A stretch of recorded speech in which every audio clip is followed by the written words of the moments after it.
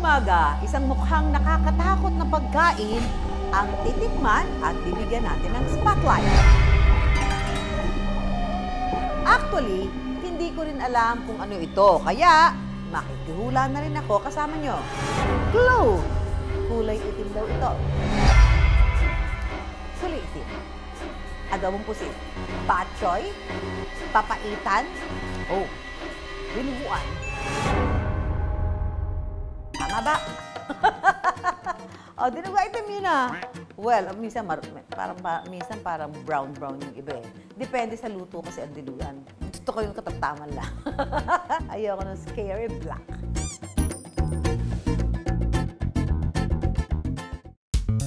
Sa kainan ito sa Caloocan, pinipilahan ng isang bersyon ng dinuguan. Sarap. Sa tingin ko, may masarap silang ipinapares dito sa dinuguan. Puto! Yan! Tama! Itong puto nga ang masarap na ipares sa dinuguan. Perfect combination. Puto at dinuguan. Malikar yan, Susan. Dahil ang sikreto ng kanilang dinuguan, wala sa kapares, kundi nasa process. Yung ba? Hindi ko alam yun, ha? Purong laman siya, tapos creamy siya, malapot. Ang sarap, promise. Nakahalo yung anghang doon sa may sauce ng dinuguan, which is perfect. Ang sikreto sa panalong dinuguan sa kainang ito, wala sa ingredients, kundi nasa paraan ng pagluluto.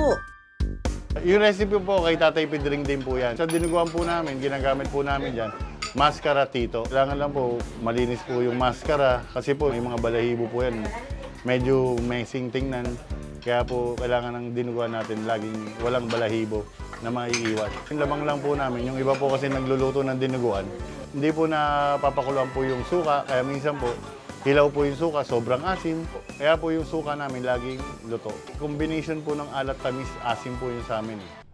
Ayun naman pala, nasa suka pala ang pag-asa. Ang ikasasarap ng dinuguan. Pero bukod dyan, may isa pa silang teknik na hindi ipinagbabawal, kundi matyagang sinusunod para masigurong consistent ang texture ng dinuguan. Kailangan po yung dugo, may naghahalo habang nilagay. Makukulta po kasi yan eh. Kumbaga mamumuo po yung dugo. Kailangan po habang hinuhulog po yung dugo, halo po ng halo siya. Tapos ang mga 3 tabo po, halo po, mamaya naman po ulit. Ito po, tapos na yung paglagay natin dugo, halo-haloin natin hanggang siya lumapot.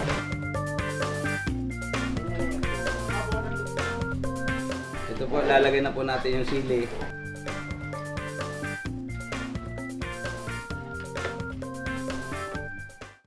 (1972) nang buksan ng kainan sa kahabaan ng Pizamora Street sa Barangay 15 Zone 2, Caloocan City.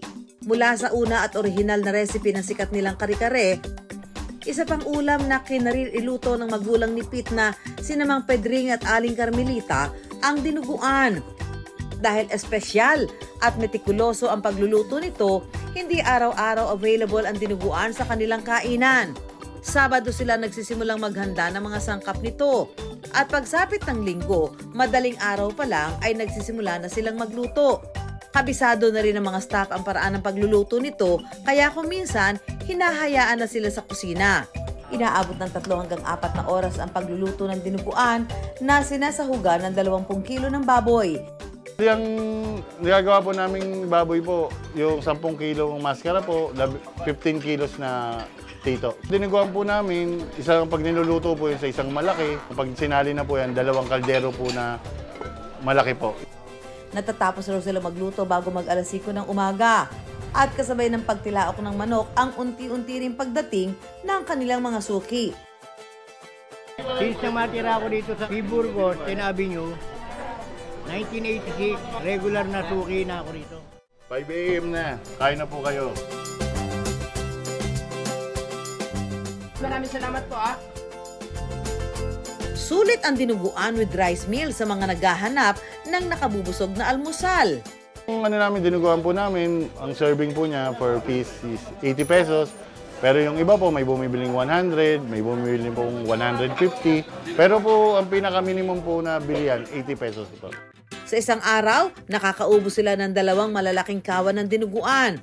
Umaabot ito ng 100 servings na nagkakahalaga ng 80 pesos kada order. Hindi pa nga raw umaabot ng tanghalian ay sold out na ang dinuguan. Kaya kapag sinabing Mang Pedring's Dinuguan, matik ng pinipilahan at binabalik-balikan. Galing pa akong Johnson, dito ko lang po natin yung pinakamasarap na dinuguan. The best ever. Siguro po kami, yung sikreto po namin sa pagkain po. Siguro po nakikita po na actual na niluluto, malinis naman po. Hindi na para isekreto pa. Heto ang ultimate business advice ni Pete para sa mga nangangarap ding magtagumpay sa negosyo. Advice ko lang po sa mga nagluluto o mag-uumpisa pa lang po mag-business ng pagkain. Basta tiwala lang po. At sa pakikisama po sa mga customer. Kailangan laging smile po ang nagtitinda. Huwag yung suplado. Ang customer po namin dito, sila po ang nasusunod. Basta ang negosyong pagkain ay legit na masarap at abot kaya. Lumipas man ang mahabang panahon, malalasa pa rin ang pambihirang lasa at patuloy na magdadala ng magandang kita.